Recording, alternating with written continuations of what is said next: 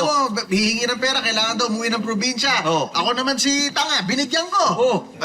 Sunod na araw, nakita ko uli. Hindi naman, tapos naghingi uli, ha? Pera, yan ang sinasabi ko. Nauwi ka naman. Oo nga.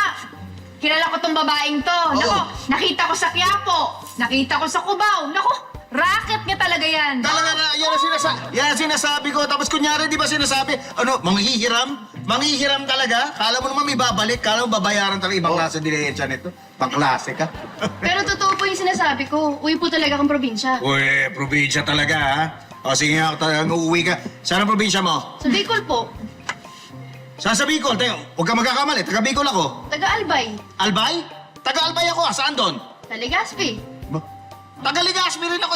Teka, sandali. Oo, eto, magkakaalaman na kung totoo nag-iimbento ka lang o kung totoo sinasabi mo. Kung talaga taga doon ka, saan barangay? Barangay Bitano to. Barangay Bitano? Opo. Taga Barangay Bitano ka? Opo. Taga doon din ako eh. Ah, talaga po? Barangay Bitano ako eh. Pare, bihira yung mga taga doon. Konti lang nakakaalam nila. Maliit lang yun, di ba? O sige na. Naniniwala na nga ako. Ang totoo, gusto ko nga rin umuwi doon eh. Gusto mo, sabay na tayo. Sabay na po tayong bumiyahe? Hindi, sabay na tayong magdilihensya. Wala na akong pamasahe. Gusto ko umuwi ng probinsya. Pare, baka naman pwede mo kayo Kahit pamasahe lang. Oo, uwi ako ng Bicol eh.